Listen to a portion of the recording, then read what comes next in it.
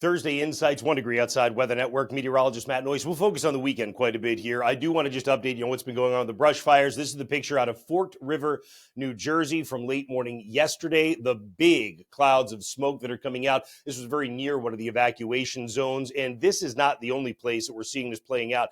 Showing you the map here where every little red dot indicates one of these larger brush fires they're being contended with here. That goes all the way from Illinois and Indiana, running back down across the Carolinas, and then up into the Northeast, and right here at home in New England. We've had a couple of them in parts of southern Connecticut. We've had some recent rain, so that at least has helped to keep the fire risk down a little, but that is going to kind of start to creep up here in the next 2 days. You can see the big plumes of smoke that show up in gray as well down across the mid-Atlantic, particularly New Jersey and southeast Pennsylvania. Our own fire risk is elevated this afternoon. It will be even more so during the day tomorrow. You can see actually a pretty large area tomorrow afternoon that comes into what would be a moderate risk. Now, you'll hear about fire weather warnings for explosive growth potential. This takes into account ignition, spread, growth, all of it kind of put together. But moderate is actually pretty decent because this is done on a national scale. So it's going to be up there pretty high during the day on Friday as we start to get the wind to pick up. I've been mentioning this is part of a split flow in the jet stream. Northern disturbances cut off from the southern branch of the jet stream with moisture. We start to fill that gap a little bit, even in the coming 48 hours. Watch the rain filling in some of those areas of Illinois, Indiana, Ohio, and then knocking on our doorstep as well. This is as we get a pretty decent area of energy diving down to the northern stream that will finally be able to at least grab some southern energy and throw it in our direction. You get a couple of energetic disturbances in the next 48 hours. It may bring a shower here and there. We'll talk about that in a moment. And then here comes the consolidation of energy that comes down, ready to drop over us, so that Saturday you've got rain that comes down, and Sunday is not perfect because there's a ton of energy in the atmosphere that comes overhead. There may even be snowflakes in some of the mountains. We'll get to that in a second as well. So here's the map at the surface on Saturday morning, and you can see the reflection of all that energy as a storm center that'll be strengthening, delivering that shot of rain. By Sunday, we're still on the backside of that thing, and there may be enough moisture wrapping around it to give some showers here and there. I mentioned in the 1 degree outside today video, the 24-hour video that's still up at our homepage and atop our app home screen, that we may have a couple of showers as we get to the later day today, evening and night, trying to slide into parts of northern and central New England, maybe even after dark, a shower as far south as the Mass Turnpike. That's one disturbance that comes through. Notice the frontal boundary stalled over us on Friday. This means a decent number of clouds will be around.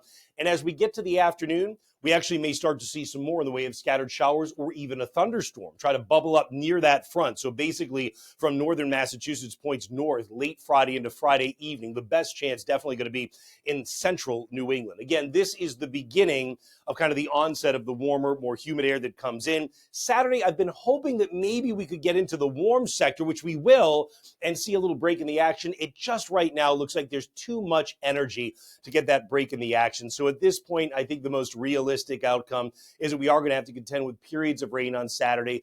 If we see a break, it would be pretty short-lived. Maybe you can get this front to come through so that by Saturday, late day, 4 or 5 p.m., it would let up a little bit, but I wouldn't hang my hat on any of that right now. Perhaps we can get a little bit more fine-tuned on detail here over the next 24 hours. Bottom line, though, among friends, plan on rain coming and going on Saturday. And then on Sunday, notice that in the mountains of northern and western New England, there will be some showers that actually in the pink may mix with snowflakes because of the colder air coming in on the backside of the storm. I think the farther south you go, you probably don't have too many showers in the morning, but you may find them at least popping up and building in scattered form during the afternoon just because of the amount of cold air and energy that'll be above our heads. That sets up a clash with the warmth at ground level. And then Monday, you're right back into great weather again. Doesn't that figure, right? It's just bad timing for the weekend. How much rain are we getting? It's been fairly consistent at about 3/4 of an inch to an inch.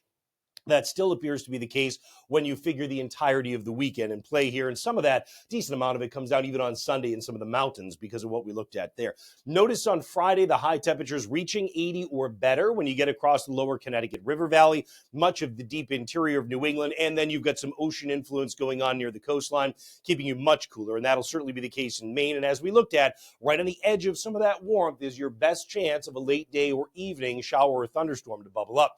We get into Friday night and temperatures will hang in the 50s for many, 40s north, so it's a pretty mild night. Saturday, look, it's a mild rain, but at the same time, even with temperatures into the 60s and in some spots 65 to 70, it is going to be the passing rain that we looked at together. Cooler air starts to stream in on Saturday night. We drop down to the 40s. Sunday's high temperatures are a good deal cooler. A number of showers. It'll be kind of a raw feeling in northern New England. Southern New England, you start out dry, maybe a scattered shower that pops up during the course of the afternoon. And then the colder air and drier air comes in Sunday night. And this is when you may see a frost in some parts of northern New England during the overnight Sunday night. Remember, I mentioned Monday, you're right back on track, getting up near 70 degrees again. So that's a rundown on the weekend. I would encourage you to check back with our videos as we continue to kind of fine-tune the timing over the next couple of days. You'll always find them at onedegreeoutside.com and atop the app home screen, but you can also use the app to watch the daily or hourly forecast to kind of help plan things out as well. You can just search 1 degree outside weather on the App Store and Google Play. We'll look forward to seeing you with updates always on the website and on the app. Make it a great rest of the day.